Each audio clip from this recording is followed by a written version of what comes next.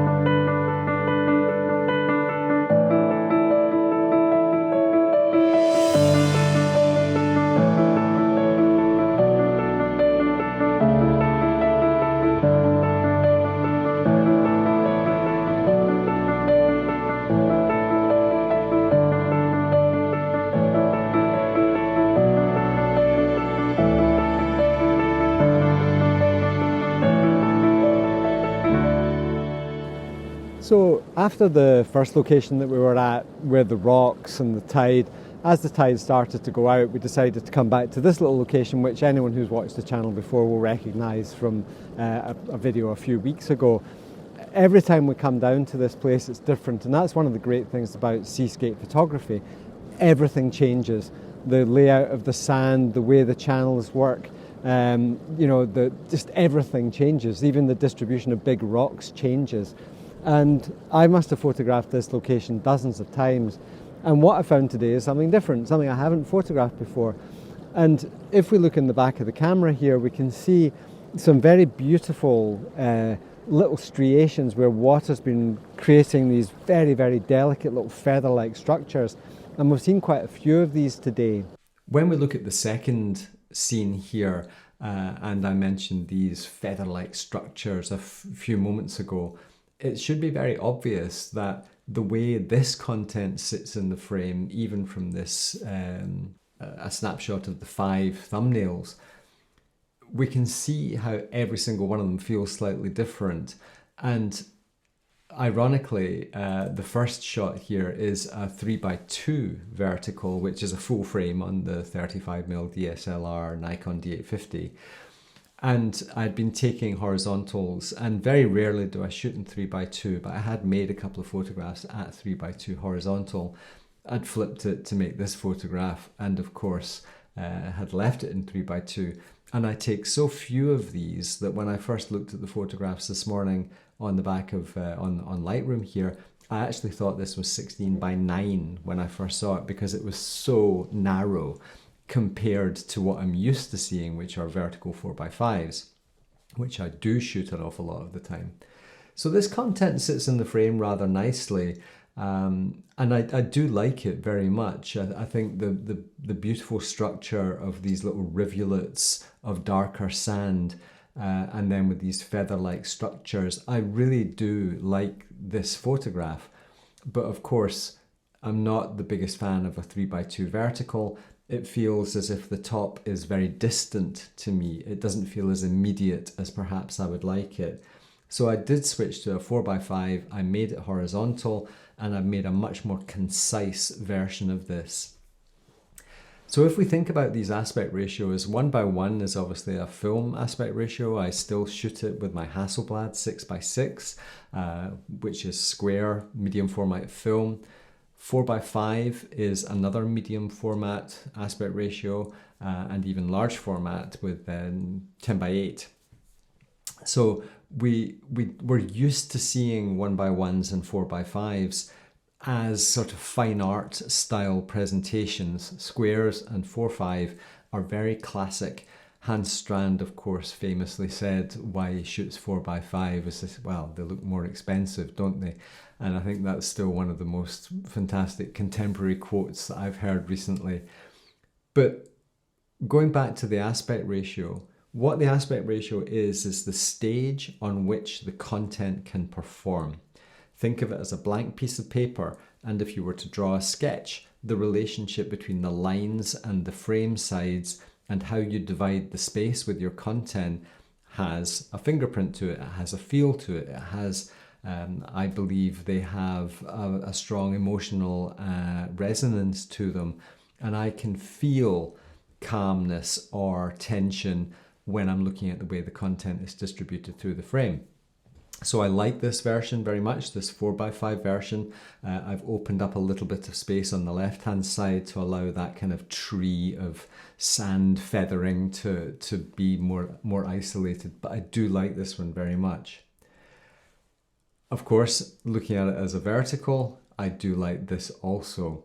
This is very similar in feel. The angles are kind of similar. This is a slightly steeper vertical line there, and the way this sits in the frame is very calming to me. It feels spacious, and there's a division of space. There's almost a 50-50 where one side has all these beautiful rivulets and the other side has that tree of feathering. So I think that sits in the frame really, really nicely. Sticking with a 4x5 though, I made a slightly steeper angle where, or rather the angle was more sort of nearer 50 degrees or something, whereas the other one was it was nearer to vertical than this one. And what that's done is it created a very different feel. And if we just skip between these two, they're essentially the same content. We've got very, very similar content in the frame, but this one sits in the frame really, really nicely. I love the angle of the feathery tree coming in from the top left there, and I do love the way the sort of ripples fade into that top right hand corner. Very partial to this version.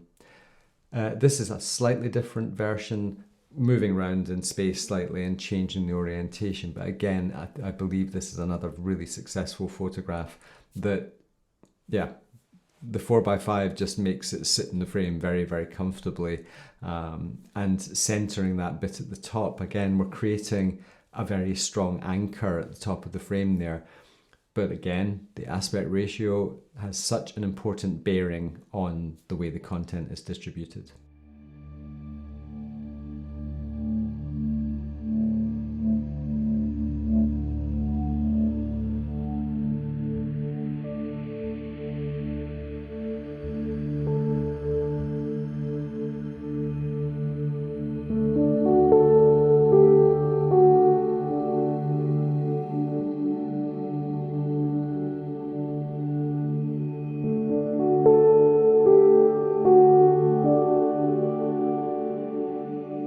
Really simple photographs, just using a contrast of elements. So we've got the sand with the feathering and these lines, and it's all very, very geometrical. And then of course we've got that rushing water on the left hand side, and that water is constantly changing. You get little waves form, little ripples, and I'm using quite a fast shutter speed, something about, I think it might be about an 1/8 or 1/10 of a second, something like that, because we don't want it too mushy. We want some of that detail, or I want some of that detail anyway. So this is the second scene in this week's video, and I love it. I'm very, very taken by it. And it's one of those locations, as you can see, I've got a private client with me again, and he's just enthralled with this place. We're possibly going to miss lunch just because we're loving it so much. For once, the sun has been shining. Got some very delicate little lights drifting across the surface. So important in times like this to use a circular polarizer to vary the amount of polarization. With these waves, you don't want to totally polarize them because it makes them look flat. We want to get a little bit of that light and shadow to give it some three-dimensionality. And the final composition here is the video that we've just been looking at, these ripples on the right hand side of the frame there, with the river flowing quite strongly to the left. I was still in the 4x5 aspect ratio here, and again it's all about the division of space. I did experiment with 16:9 and a vertical 4x5 here, and you'll see the impact of those decisions in a moment. This one sits in the frame very easily. I like the division of space, I like the angles, I like the texture and the detail and the flow of the river. I like the color contrast between the warmth on the left and the coolness on the right. I think there's an awful lot that I like about this photograph anyway. Very simple, very classical, not too complicated. Moving into a 16:9, oddly, we're starting to see more of everything. We're seeing a bit more river. The way the water disappears now into the bottom left of the frame is different from in this cropped 4x5 version. The 16:9 feels much more expansive. We're seeing an awful lot more of this content. Everything's just a bit more explicit, but it's still a pleasant photograph. Ironically, this is almost the same, but it feels very, very different. I think it's again slightly wider. I've zoomed out slightly to change the relationship between the water. It all feels a little bit diagonal to me now. A lot more straight lines in the water's edge. That just doesn't feel quite as dynamic as this version, the 4x5 version. This water is changing and it comes in little surges and the waves are moving all the time.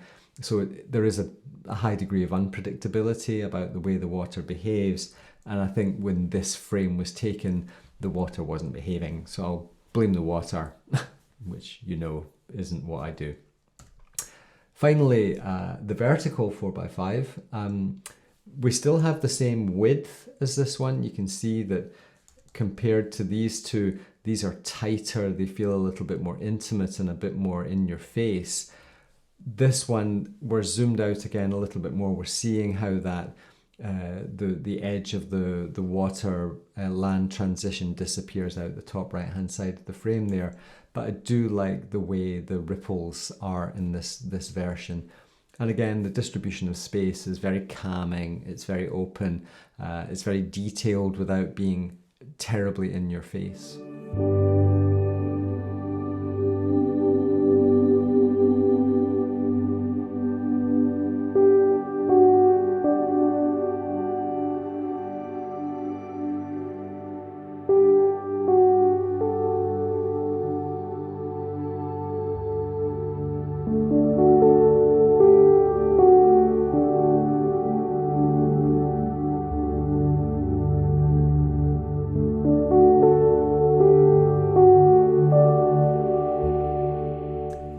Whenever we explore aspect ratio, we are immediately struck by how different a comp can make to a photograph. When we have full frame, where every single frame that we import into Lightroom looks the same with the same aspect ratio, it's asking a lot of us to make these cropping decisions as part of our new workflow, because we have to look at every single photograph and consider how the aspect ratio is going to change it. One of the things I've always done, certainly for the last 10 years anyway, is to crop in camera, and I get a lot out of that purely because it's part of my creative process in the field. It's part of a decision-making process, albeit usually very subconscious. It's just I'll look at it and think, and if you don't try, then obviously you don't get to see. If your camera does crop in camera or gives you the opportunity to preview it on the back of the screen without cropping the pixels away, like some Canon cameras do, for example, if you have a range of aspect ratios to explore, I would strongly urge you to do so, because the way it changes the space changes your relationship with what you're looking at. It can make such a profound difference that, you know, looking at something full frame suddenly cropped into a square or a 4:5 changes how you feel about that content. You suddenly feel energized and enthusiastic and passionate about it again, when perhaps the full frame version, there was just a bit too much of stuff on the sides that didn't quite work.